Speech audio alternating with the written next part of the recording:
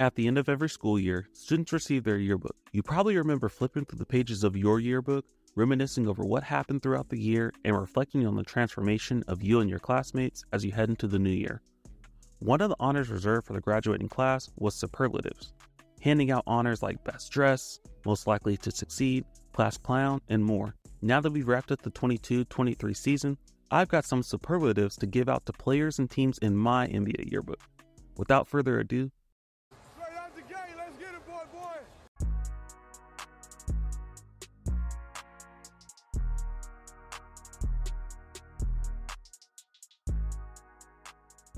up first, we've got Best Bros. This is for the best teammate duo in the league this season. The duos up for this award are Kevin Durant and Devin Booker, LeBron James and Anthony Davis, and Nikola Jokic and Jamal Murray. Jokic and Murray are my winners here. In addition to Jokic averaging almost 25 points, 12 boards, and 10 assists per game, Murray added 20 points and 6 assists per game as the Nuggets were at the top of the West almost all year. They went next level in the playoffs. 30 points, 13 boards, and 9 assists for Jokic, 26 and 7 per game for Murray. To top it off, they won the franchise's first NBA title, so it's hard not to put them at the top of this list. The next category is Drama King. Pretty straightforward, but this goes to the player who provided the most drama on and off the court this season. The nominees are Dillon Brooks, Draymond Green, and LeBron James. Although Dillon Brooks made a very compelling case late, this title goes to LeBron. If we're being real, he could probably get this title every year. He knows the media dissects every little thing he says and does, and he definitely basks in that and even seeks that attention. He's animated and cryptic. Still, my favorite LeBron moment this season was the missed call at the end of regulation in Boston. This man was unhinged. The next superlative is Class Clown. This is for the player or team who made a joke of themselves this season with their performance, their antics, or both. The nominees are the Memphis Grizzlies, the Dallas Mavericks, and Ben Simmons. Honestly, there's only one right answer here. It's the Grizzlies. A team that started with a lot of promise heading into the season, finished with more attention for their antics on and off the court, and a quick exit out of the playoffs in the first round. The disdain for the Grizzlies goes back to the previous season as their arrogance continued to grow. From Jaren Jackson Jr. tweeting strength in numbers after beating the Warriors in a regular season game, to calling themselves a dynasty with exactly 0 championships in the trophy case, their antics reach a whole new level this season. Ja Morant's "I'm fine in the West" comment, I'm fine in the West.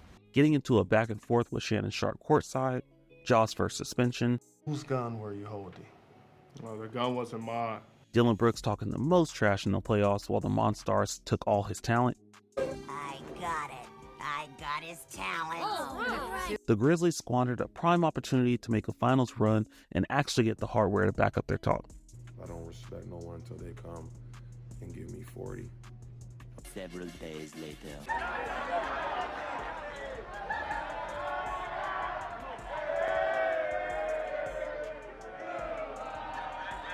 On the flip side, we had a few players who took big strides this year and may find themselves on track to becoming a superstar.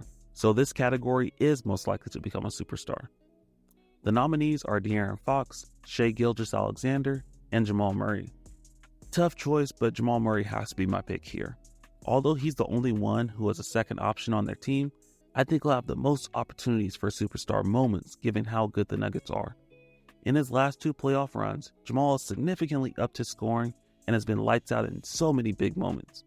But he's also become a much better playmaker and is finding ways to impact the game. Performances in big moments build the legacy and the narrative, and I don't expect Jamal to ever shy away from making plays at those biggest moments. The next category is Biggest Flirt. Alright, hold on, not like that. This award is for the star who shows the potential to become a truly elite superstar, but somehow continues to fall short in the biggest moments, particularly in the playoffs. The nominees are Devin Booker, Jimmy Butler, and Jason Tatum. Look, I was totally set on handing this title to Tatum, but after watching the finals, I gotta go with Jimmy. He's shown us countless times that he should be considered a top 10 player in the league, but he's also had so many quiet games that leave you questioning, what's his deal? The guy that dropped 56 points on the Bucks in the first round is the same guy who was a total no-show in games 1 and 5 against the Nuggets. Honestly, it gets frustrating to watch because you don't know when or even if playoff Jimmy will show up to take over the game. Until he can lock in and be consistent, I don't consider him to be the superstar that I know he actually can be. The next award is for the player who is most likely to become a first-time All-Star next season. The nominees are Mikal Bridges, Jalen Brunson, and Cade Cunningham. I'm going to go with Jalen Brunson, kind of on a technicality. I love what Mikal Bridges did last season with the Nets, averaging 26 points a game and quickly becoming one of the NBA's best two-way players. But the Eastern Conference is stacked at the forward spot. Between Giannis, Jason Tatum, Jimmy Butler, DeMar DeRozan, Jaylen Brown, and Pascal Siakam, I think Bridges might have a tough shot making that initial All-Star roster. As for Jalen Brunson, he also had a great year, averaging 24 points and 6 assists per game for a competitive Knicks team. Given that he was considered a snub for this season's All-Star game, I doubt that he'll be overlooked again if he maintains or increases his production and the Knicks keep winning. And with the East a little less deep at guard, I wouldn't be surprised to hear his name called when the rosters are announced. Next is biggest surprise. This is for the player or team who turned the most heads with their performance this season. The nominees are the Miami Heat, the Sacramento Kings, and Lauri Markkanen. For me, it's got to be the Kings.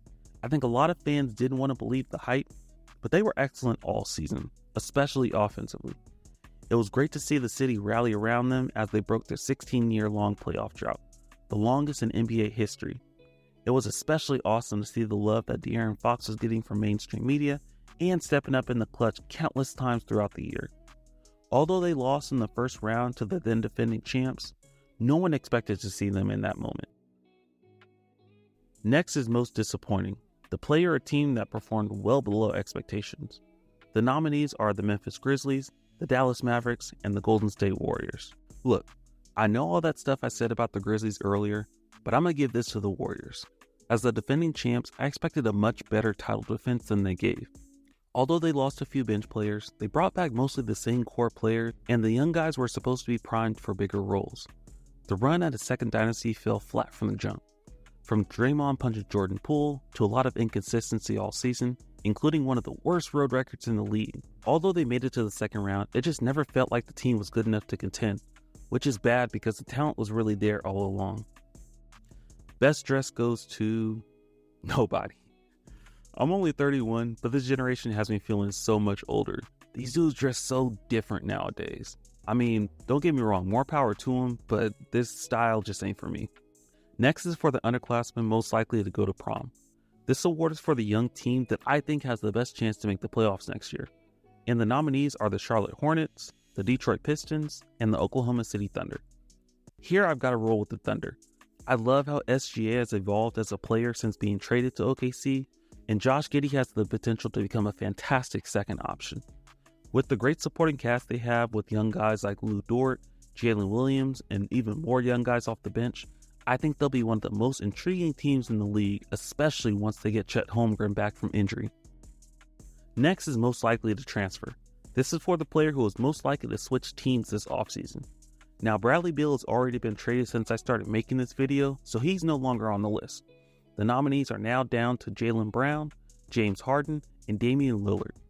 I think Dame has finally seen the light, y'all, so the title goes to him. People have been trying to lure him out of Portland for years, but he'd shut it all the way down every time. But now he's doing the Russell Wilson approach. I want to stay in Portland, but if I get traded, here's a list of teams I'd want to join. Miami, obviously. When I heard him say that, it basically confirmed it for me. He's gone. This is probably the best time for both the Blazers and Dame as well. The Blazers have a young core and could potentially add a franchise player with the third pick, while Dame is down to his last few prime years to compete for a title, and the Blazers just aren't on the same timeline. Hopefully I'm right, and he can land somewhere with a legitimate chance to compete for a championship. And last is Best Click, which goes to the best team this season. The nominees are the Boston Celtics, the Miami Heat, and the Denver Nuggets. But this one, it has to go to the champs. They led the West almost all year, and they went through two of the best duos in the league. And in the finals, whether it was Aaron Gordon, Bruce Brown, or Christian Brown, the role players stepped up to cement their status as the best team in the league. Hats off to the champs. That wraps up the video. Do you agree with my picks? What superlatives would you give out this season? Leave all your thoughts in the comments. If you're rocking with the channel also, please like the videos, comment, share, and subscribe. It'll help me grow the channel and help me put out more content that you all enjoy. Make sure to follow me on YouTube, Facebook, and Instagram, all at Sid the Kid Hoops. If you have topic suggestions or former players you want me to cover, make sure to leave those in the comments as well. Thank y'all so much for tuning in, and I'll see y'all next time.